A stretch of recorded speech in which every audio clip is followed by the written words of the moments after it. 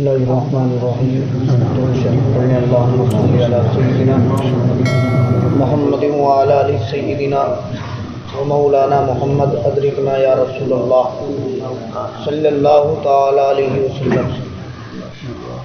حضرات، کل میں نے جو حدیث بیان کی تھی وہ آپ حضرات کے ذہن میں ہوگی ہی۔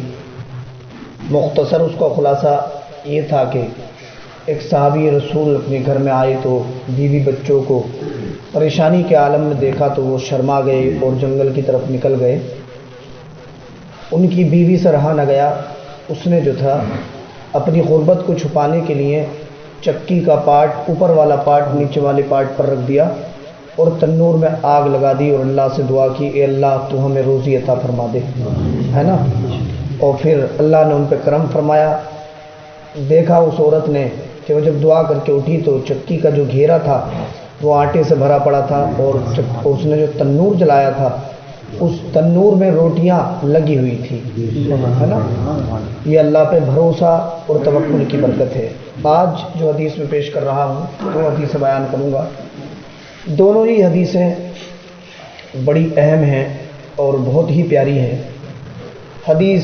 پہلی حدیث آپ سنیے۔ عن ابی الدرداء قال قال رسول اللہ صلی اللہ علیہ وسلم ان الرزق لیطلب العبد کما یطلبہ اجلہ، رواہ ابو نعیم فی الحلیہ۔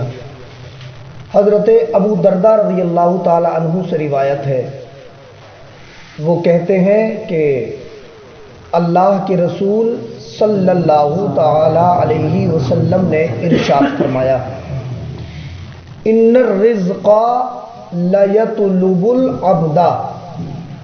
ان الرزق کا مطلب ہے بے شک، یقیناً روزی بندے کو ایسے تلاش کرتی ہے جیسے کہ اس کی موت اسے تلاش کرتی ہے۔ روزی بندے کو ایسے تلاش کیا کرتی ہے جیسے کہ بندے کی موت بندے کو تلاش کرتی ہے۔ اور دیکھیے، روزی کی تلاش، علماء نے لکھا، شارحین حدیث نے لکھا کہ روزی کی تلاش موت کی تلاش سے زیادہ قوی ہے، زیادہ طاقتور ہے۔ کیوں؟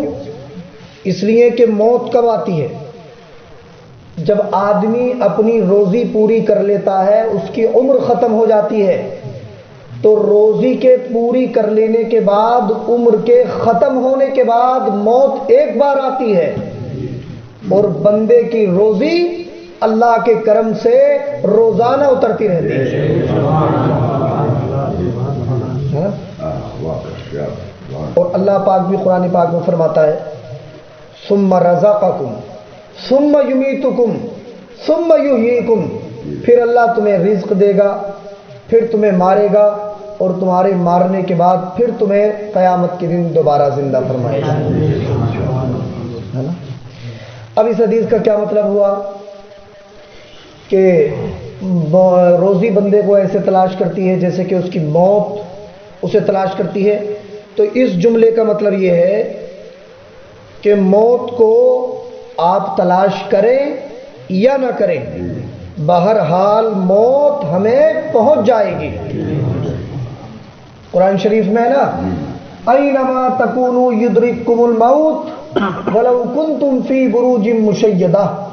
موت کے تعلق سے اللہ نے فرمایا کہ میرے بندو، تم جہاں کہیں بھی رہو گے موت تمہیں آ ہی جائے گی، اگرچہ تم مضبوط قلعوں میں بند ہو جانا۔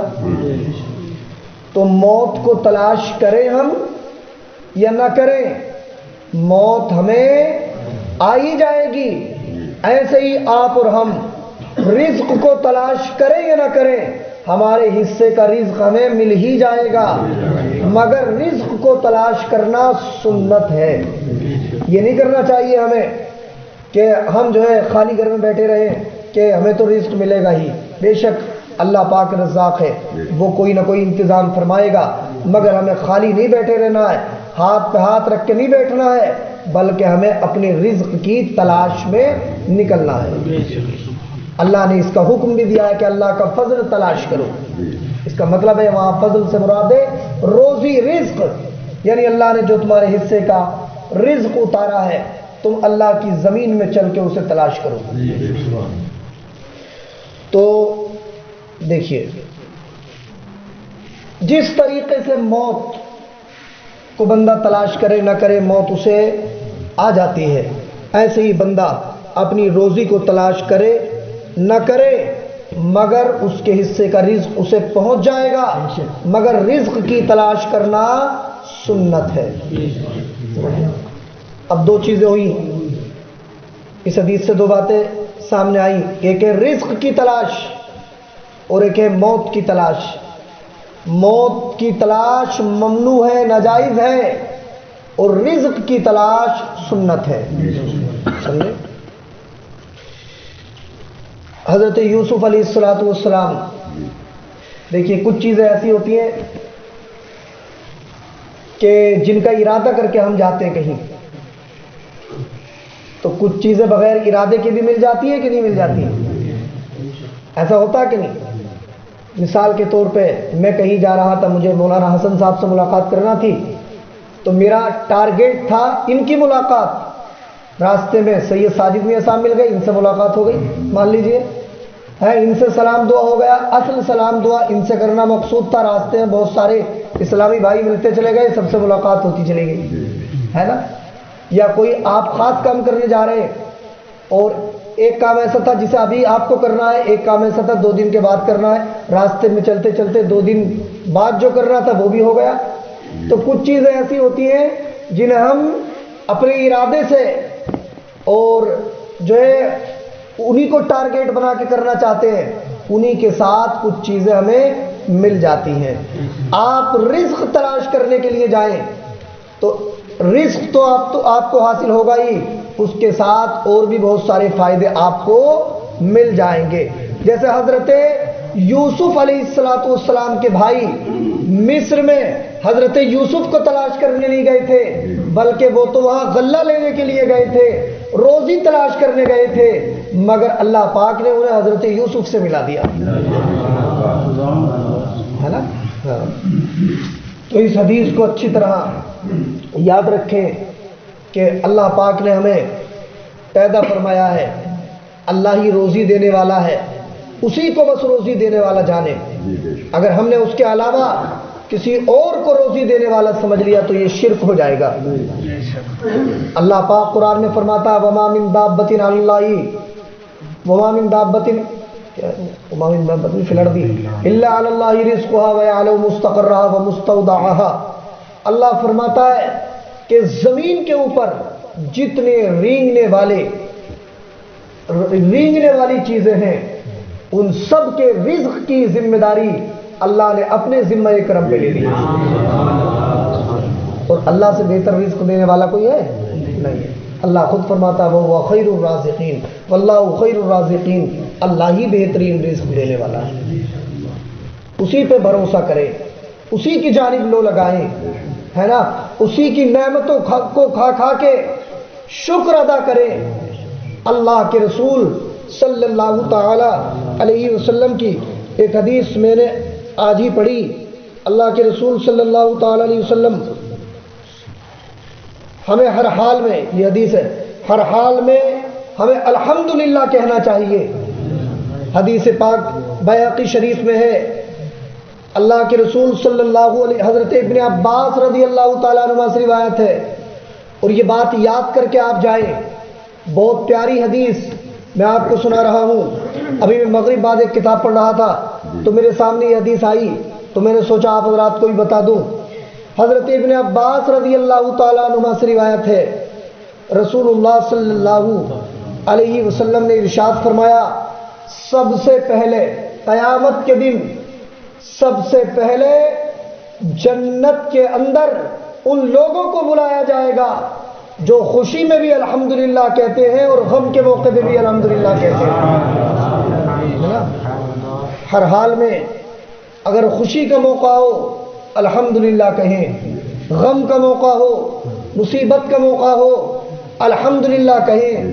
اللہ نے قرآن کے اندر مومنوں کی شان بیان فرمائی ہے۔ اللہ فرماتا اذا اصابتہم مصیبت قالوا انا للہ و انا الیہ راجعون، کہ جب مسلمانوں کو، مومنوں کو کوئی مصیبت پہنچتی ہے تو وہ واویلا نہیں مچاتے، وہ کہتے انا للہ و انا الیہ راجعون۔ تو یہ جو دعا ہے، یہ آیت کریمہ بھی ہے قرآن کی، تو یہ خالی موت کے وقت ہی نہیں پڑھنا چاہیے، جب موت کی خبر سنیں تب بھی یہی دعا پڑھیں، انا للہ و انا الیہ راجعون۔ اس کے علاوہ اور بھی اگر ہمارے اوپر کوئی مصیبت آ جائے، پریشانی آ جائے، تب بھی ہمیں پڑھنا چاہیے انا للہ و انا الیہ راجعون۔ اور بعض بزرگوں نے یہ بھی بیان کیا کہ اگر آپ کوئی چیز بھول گئے ہو اور وہ آپ کو یاد نہیں آتی ہو تو آپ اس وقت پڑھیں انا للہ و انا الیہ راجعون۔ اس آیت کی برکت سے اللہ آپ کو بھولی ہوئی چیزیں یاد دلا دے گا، ہے نا۔ دوسری حدیث اور سنیں، حدیث کے الفاظ ہیں عن ابن مسعود قال کأنی انظر الی رسول اللہ صلی اللہ علیہ وسلم یحکى نبیا من الانبیاء ضربه قومه فأدموه وهو يمسح الدم عن وجهه ويقول اللهم اغفر لقومي فإنهم يعلمون، متفق علیہ۔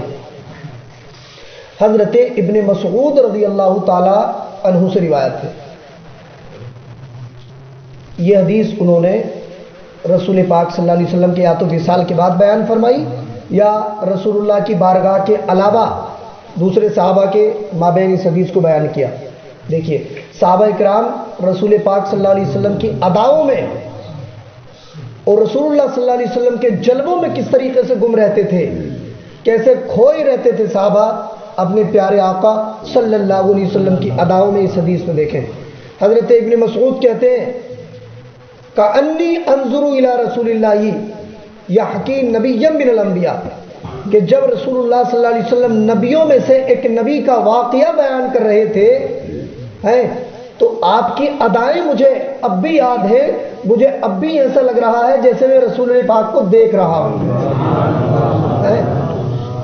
یہ تھا عشق صحابہ اکرام کس طریقے سے نبی کریم صلی اللہ علیہ وسلم کی یادوں میں گم رہتے۔ فرماتے ہیں کہ سرکار نے ایک نبی کا واقعہ بیان کرتے وقت جو ادائیں اپنائی تھیں، سرکار نے جس انداز سے لب کھولے تھے، سرکار کے چہرے کا جو اتار چڑھاؤ تھا، سرکار کس کنڈیشن میں بیٹھے ہوئے تھے، وہ مجھے آج بھی یاد ہے۔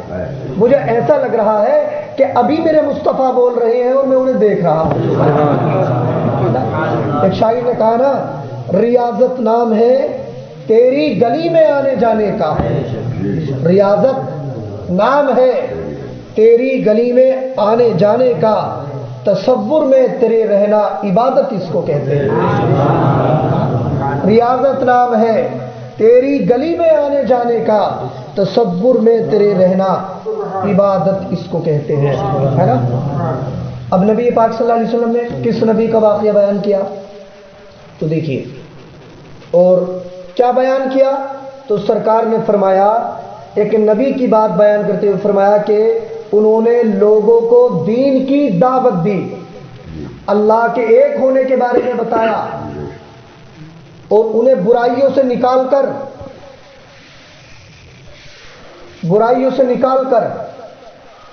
انہیں اللہ کے راستے کی طرف آنے کی دعوت دی۔ ضربوہ قومہ، تو ان کی قوم نے انہیں مارنا شروع کر دیا۔ فَأَدَمَوْهُ، اور اتنا مارا کہ انہیں خون میں لت پت کر دیا۔ وَهُوَ، اب نبی کی شان دیکھیے، یہ قوم کا رویہ تھا کہ انہوں نے توحید کی دعوت دی، اللہ کے ایک ہونے کو بتایا، انہیں شیطانوں اور بتوں کی عبادت سے نکالنا چاہا تو قوم نے انہیں مارنا شروع کیا اور انہیں لہو لوہان کر دیا۔ یہ قوم کا طریقہ تھا، اور نبی ایسے عالم میں کیا کر رہے تھے؟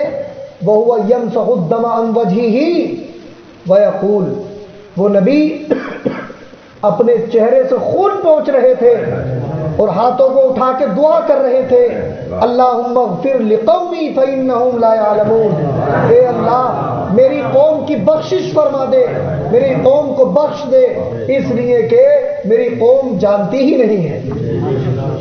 اب یہ نبی تھے کون؟ تو اس کے بارے میں دو قول بیان کیے، یا تو یہ نبی حضرت نوح علیہ السلام تھے، ہے نا؟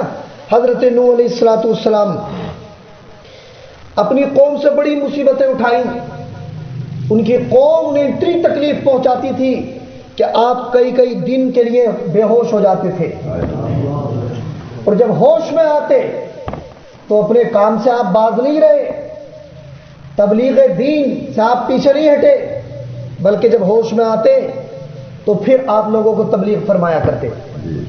اور یا یہ جو نبی کا واقعہ ہے، اس سے خود رسول پاک صلی اللہ علیہ وسلم کی ذات مراد ہے۔ خود رسول پاک نے اپنے بارے میں بیان فرمایا کہ جب سرکار دو عالم صلی اللہ علیہ وسلم طائف کے میدان میں طائف والوں کو دین کی تبلیغ کے لیے گئے، تو طائف والوں نے جناب محمد الرسول اللہ صلی اللہ علیہ وسلم کے پیچھے پاگلوں کو، بچوں کو اینٹیں اور پتھر لے لے کے آپ کے پیچھے لگا دیا۔ انہوں نے آپ کے اتنے پتھر مارے کہ آپ کے جسم پاک سے خون نکلنے لگا، اور آپ جو نعلین شریف پہنے ہوئے تھے اس میں اتنا خون آ گیا کہ وہ خون سے چپکنے لگی۔ اس وقت حضرت جبریل یا پہاڑوں کا فرشتہ حاضر ہوا اور عرض کیا، یا رسول اللہ اگر آپ حکم دیں تو طائف کے پہاڑوں کو اٹھا کر ان کے اوپر میں الٹا گرا دوں گا، یہ سب دب کے مر جائیں گے۔ اللہ کے نبی نے کہا، ہم کسی کے لیے زحمت بن کے نہیں، بلکہ ہم تو پورے جہانوں کے لیے رحمت بن کے آئے ہیں۔ سرکار نے وہاں دعا فرمائی تھی، اللہم اغفر لی قومی فإنہم لا یعلمون، اے اللہ میری قوم کو ایمان کی ہدایت دے دے، میری قوم کو تو توفیق خیر عطا فرما دے، میری قوم کو اسلام کی توفیق دے دے، اس لیے کہ یہ قوم مجھے جانتی نہیں ہے نا؟ یا یہ سرکار دو عالم صلی اللہ علیہ وسلم نے اس سے جو ہے جنگ احد کے واقعے کی طرف اشارہ کیا۔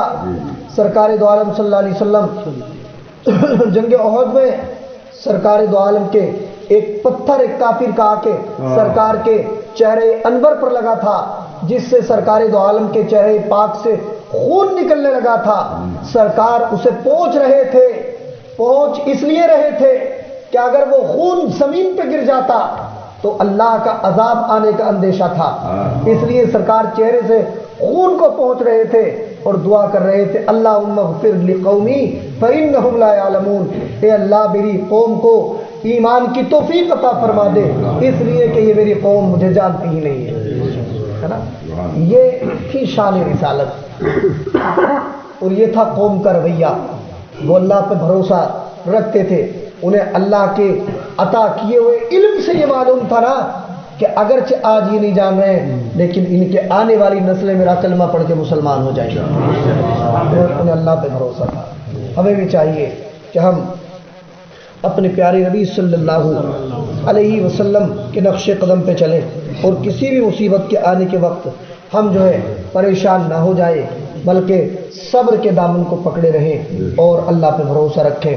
انشاءاللہ ایک دن ضرور ہمیں کامیابی نصیب ہوگی۔ اللہ مجھے بھی آپ کو بھی عمل کی توفیق عطا فرمائے۔ بسم اللہ الرحمن الرحیم، اللہم صلی علی سیدنا محمد وعلی آل محمد رسول اللہ صلی اللہ تعالی علیہ وسلم۔ یا اللہ اپنے حبیب سرور عالم صلی اللہ تعالی علیہ وسلم کے صدقہ و طفیل یہ جو بیان ہوا، اس میں اگر کوئی غلطی ہو گئی ہو اللہ اسے معاف فرما۔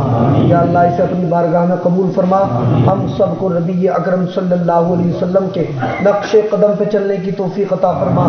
یا اللہ حدیث رسول کی برکت سے، قرآن پاک کی برکت سے ہمارے گھروں سے پریشانیوں کو دور فرما، ہمارے گھروں میں جو بیمار ہیں انہیں شفا نصیب فرما۔